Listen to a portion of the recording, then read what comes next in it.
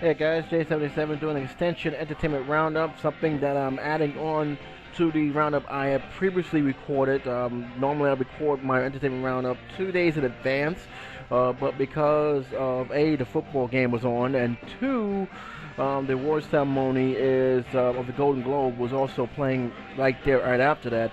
I decided to post this one separately than to post to the one that I originally recorded. But nevertheless, there are some things to talk about. Just going to give results as well as something that has happened that I really feel needs to be addressed, and that is the situation with Woody Allen and his former wife and his son. Now, there's no secret of the unfortunate, tragic relationship that they have with each other.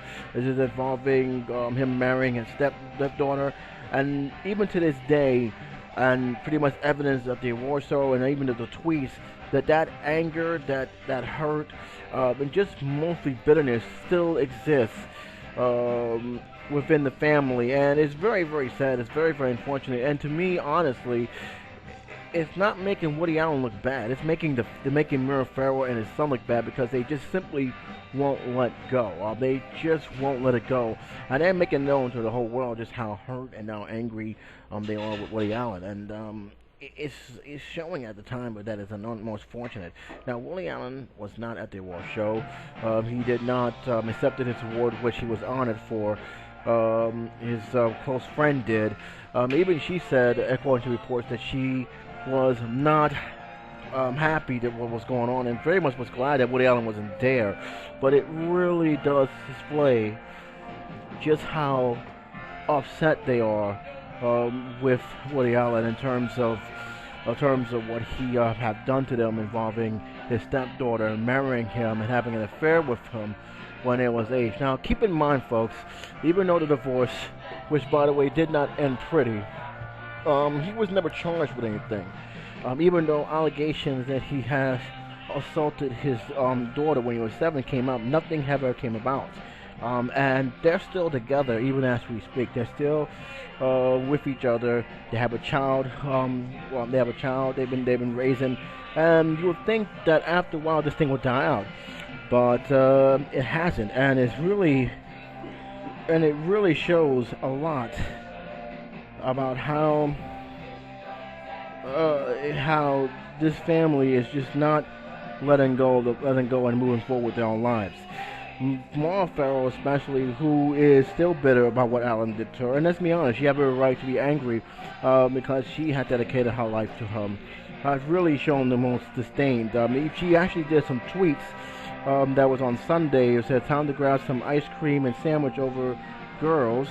That's what she said, the first thing in a tweet. And then she said, "A woman had publicly detailed Woody Allen molestation of her at the age of 7. Golden Globe tribute shows contempt for her and all the abusive survivors."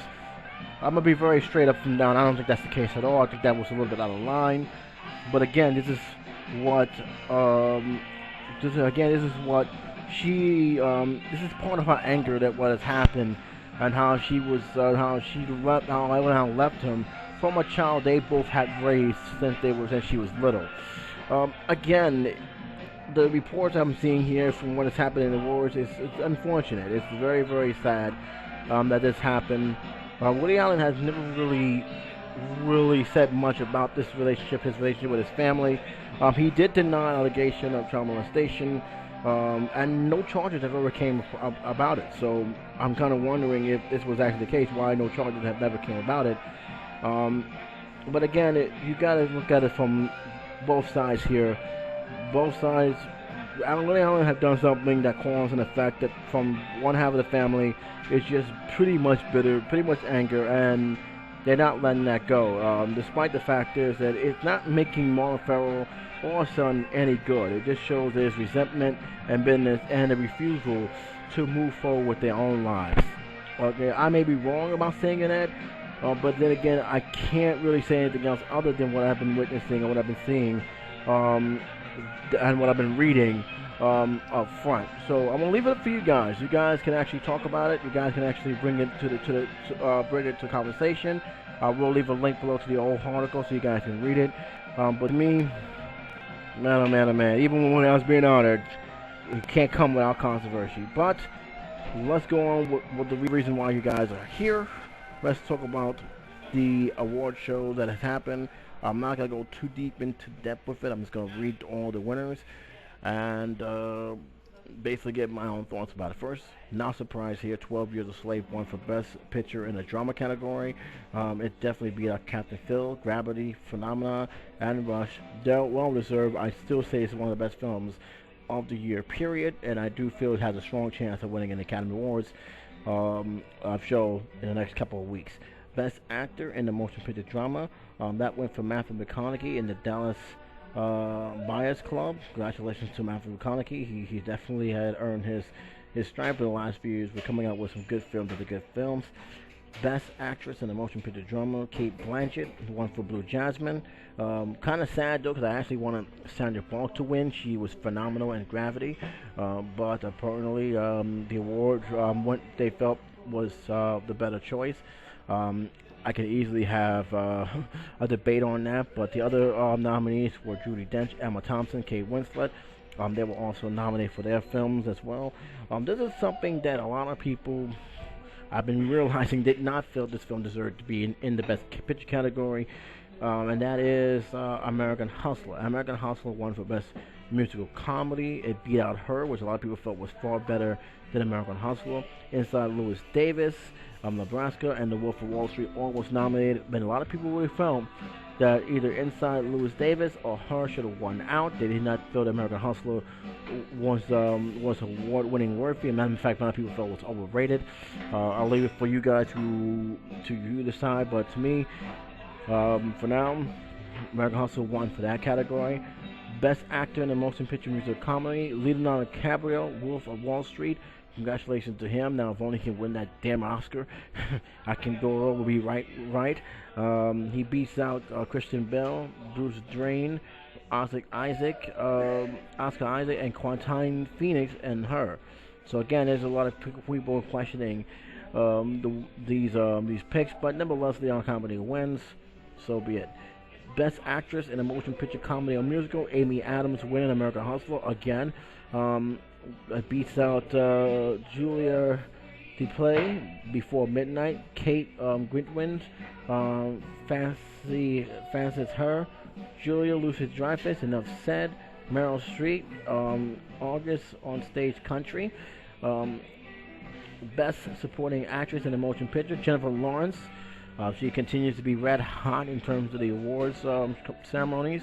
She wins for American Hustler, beats out Sally Hawkins, Blue Jasmine, Lupita Nyong'o for 12 Years a Slave, Julia Roberts, August on Stage Country. So those are the nominees for that. Also, no surprise there, Frozen won for Best Animation. Look, nobody thought Frozen was going to lose. They're going to sweep the award shows. I do not see it. I thought the only film they probably had a chance was Despicable Me. That did not happen, of course, so I'm not going to go nuts, but let's be realistic here. It was, to me, if they would have lost that, I would have been very, very surprised.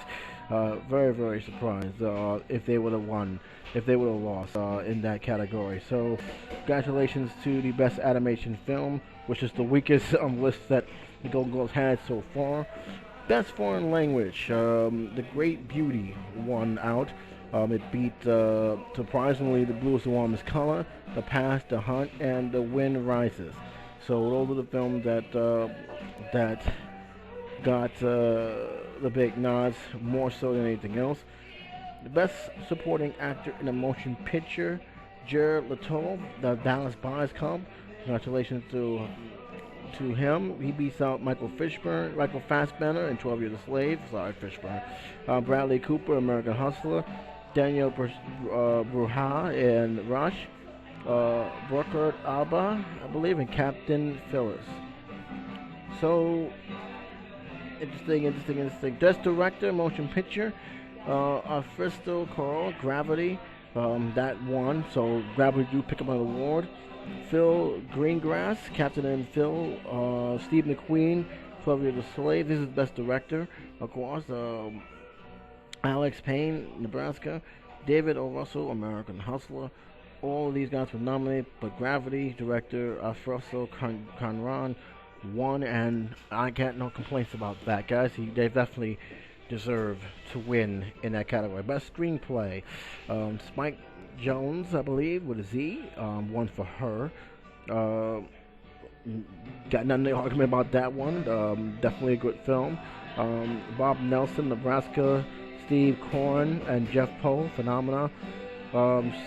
John Ripley, 12 Years a Slave. David O. Russell and Eric Warren Singer, American Hustle, were all nominated. Spike Jones taking on the trophy. Best Original Score goes to Alex Ebert of All of Lost. He beats out Alex Hoffer, Steve Price, Hans Zimmer, and John Williams. All those was nominated. Alex Ebert wins for Best Original Score. And I got one thing to say here, and I probably will say it later, but I'm going to say this at the end because I think it needs to be said. And it involves one of the nominees in that category, so I will talk about that. Best Original Score Song, Motion Picture. Alexis, Hunger Games, Catching Fire. Let It Go, Frozen. Please, Mr. Kennedy, Inside Louis Davis. Sweeter and Friction, One Chance were all nominated, but Ordinary Love for Mandela actually won. So I'm a little bit surprised that one actually. I thought Let It Go was going to win for sure, but no, Ordinary Love, Mandela have won that out. So that's pretty much the list I've gone down. Now we go back to TV here. If you guys want to know, Breaking Bad won for Original Series Drama. Best Actor, Brian Ken Carson won for Breaking Bad as well. Best Actress in a Television Series, Robert Wright, House of Cards. Best Television Series Comedy or Musical, Brooklyn Nine-Nine won. Best Actor in a Television Series Music Comedy, Andy Stenberg, Brooklyn Nine-Nine. Best Actress in a Television Series Comedy or Musical, Amy Feisler, Parks and Recreation. Best Miniseries in Motion Picture Made for Television, Behind the Casablanca, I believe. That one for the HBO series. Best Actress in a miniseries Motion Picture, Michael Douglas won that from Behind Casablanca. I'm not saying this name right, but that's what Michael Douglas did win. Best Actress in a miniseries Motion Picture Made by Television, Elizabeth Moss, Top of the Lake. Best Actress in the miniseries, and motion picture made for television, Jon Voight, Ray Devon, and Best Supporting Actor in the series, miniseries, motion picture made for television, Quentin Bassett, Dance on the Edge. They also won for that series, so congratulations to those guys as well. Pretty interesting Golden Globe Awards. Pretty much everything went pretty much the way as one can expect. A few surprises there. I still wish that Sandra Bullock went for Gravity. She did a magnificent job. That movie would not have been the way it was without her performance, hands down. She definitely was one I was hoping and praying, but she was nominated, and that to me is enough to recognize that they do recognize she's going to be a force to reckon with, not only this award but other awards to come. Now to my main thing here, before I close the shop here. I don't know if this rumor is true or not. I'm just keeping it the fact that it's rumor that John Williams, one of the movie's greatest composers, may be retiring after the end of 2014. If that is true, and I don't see that man retiring, I'm just going to make you keep that in mind. I don't see this man ever retiring. I don't see that man who wants to retire. But if it is true that he's finally stepping down, I think not just for the Golden Globes, but for the award ceremonies period, should at least have a John Williams movie score award. Change the movie score award and just say John Williams award, because to me, he defined what movie scores really are. I mean, there are movie scores, and then there are epic scores that is memorable. Keep in mind how many scores this guy has done in the course of a 40-year career. This man is in his 80s now, and he's been doing this for almost 40 plus years. How many scores you know that's memorable? He has the Star Wars score, the Indiana Jones, Jaws, E.T. We have the Schindler's List. We have a whole list of scores that when you hear the music, you instantly have it in your head. This is a John Williams score. Also, keep in mind, let's put the greatness beside. This man in the last 10 years, or at least throughout his whole career, has almost been nominated every single time. This is now his fifth, sixth, seventh, or eighth year now that he's been nominated for a movie score and a motion picture. And yeah, he doesn't win all. But the fact is he's been nominated year after year after year. The fact that he has memorable scores after memorable scores, that says a lot about someone's credibility. There's no one else like John Williams out there. So if his is his last hurrah, which believe me when I say this, he will be deeply, deeply, deeply missed in Hollywood. If this is his last hurrah, do something aside. Don't just honor the man, but just change the award trophy from original score to just basically the John Williams Award. Because to me, he went well beyond what anybody can expect in terms of movie scores, bar none. There are some good guys out there, but no one is in the league of John Williams. And the fact that he's still pumping out memorable scores today really says a lot about his career, about his composure, and about how he pretty much brought pop symphony music into the forefront in terms of Hollywood music. So there's really, to me, if this is the last one, even if it's not, change the damn name, because he deserves that. I'd like to hear your opinion on that matter. I'd like to hear your opinion on the award show in general. Did you like it, didn't like it? What's your opinion on that? Until then, this is J77 saying take care, be safe, and I'll talk to you soon.